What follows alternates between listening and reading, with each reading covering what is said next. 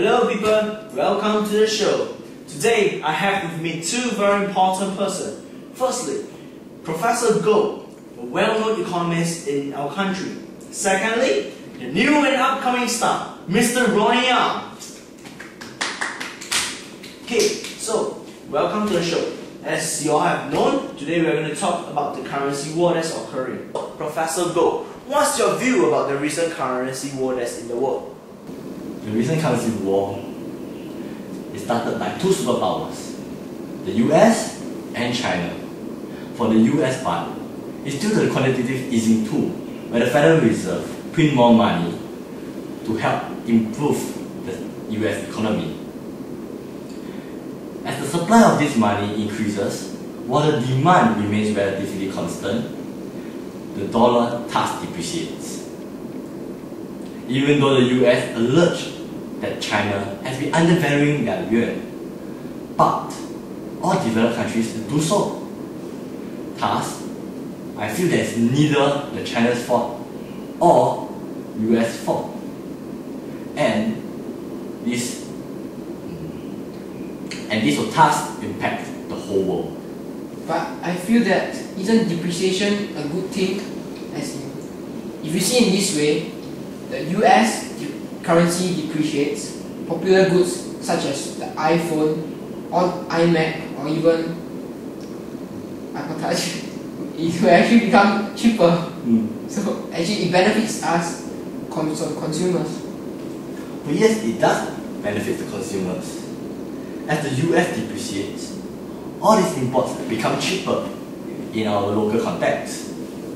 Thus, everything you have said, everything that revolves around our everyday life becomes cheaper. In the bigger sense, all our industries also use imports from other countries, and one of the major exporters to Singapore is the US. And thus, all the US raw materials and all the commodities such as gold, metals, and even oil will become cheaper to the Singapore industries. Everything around you, electricity. Imagine watching TV becomes cheaper. Using the electricity, using the fan, using aircon becomes cheaper. This indeed is a benefit to our consumers. Okay, so Mr. what do you feel that this currency war will do to different countries around the world? Well, I feel that actually the depreciation of the US currency will benefit countries, specifically those that are developing.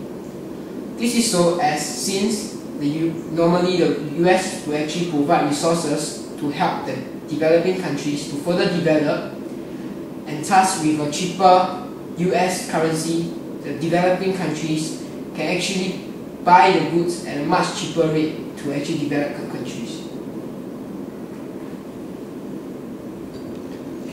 What about you, Professor Goh? Mr. Ang is quite correct in some contexts. The developing countries do benefit from the depreciating dollars. And imports do become cheaper, their industries do benefit from it, and as like Singapore, they do have cheaper cost of production and their goods become relatively cheaper.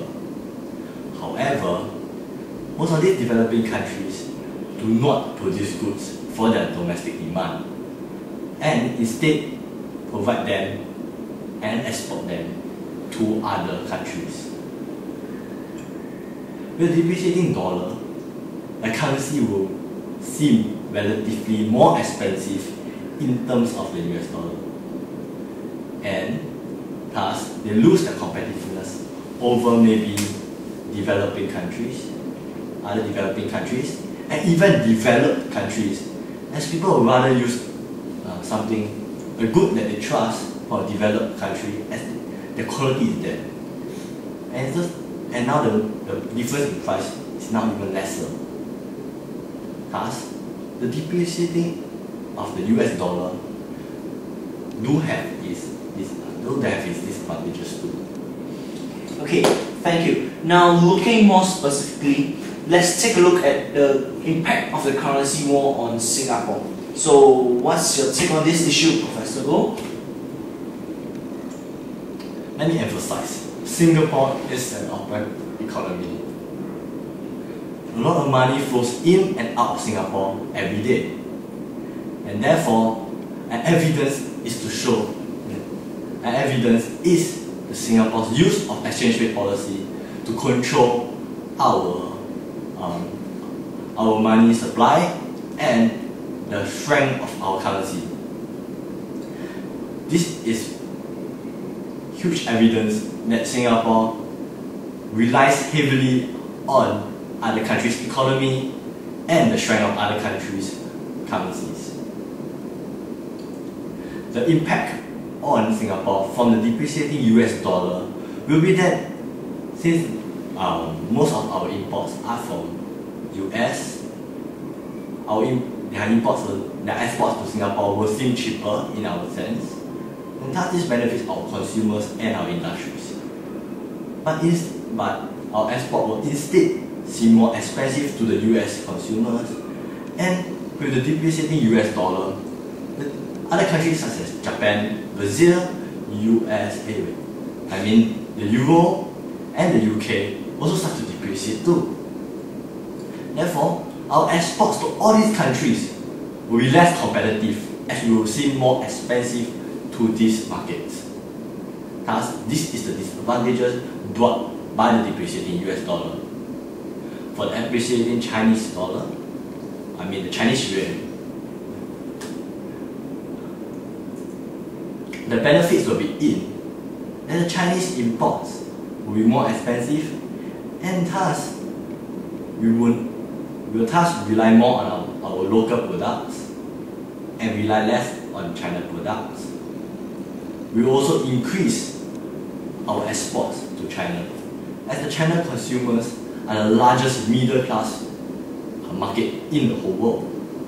Thus, when they use all our resources, our products, and our products seem cheaper than other countries, and maybe even competitive to their local products, our exports to China will thus increase, and our revenue from all these net exports will also increase. But since you mentioned earlier that the US dollars depreciating will cause other countries to depreciate, and thus results in Singapore having more expensive exports, as in the price of exports becoming expensive to these countries. And you also mentioned that the Chinese appreciate their yuan dollar. Wouldn't that cancel out, as in will not affect Singapore at all? Of course, they do cancel out each other. However, it just depends on whether which has a bigger impact on Singapore. With China and US both being a major trading partner to Singapore, and with China with Singapore exporting more to China and importing more from US, the impact will thus depend on which currency depreciates or appreciates more, and also the price elasticity of their currency.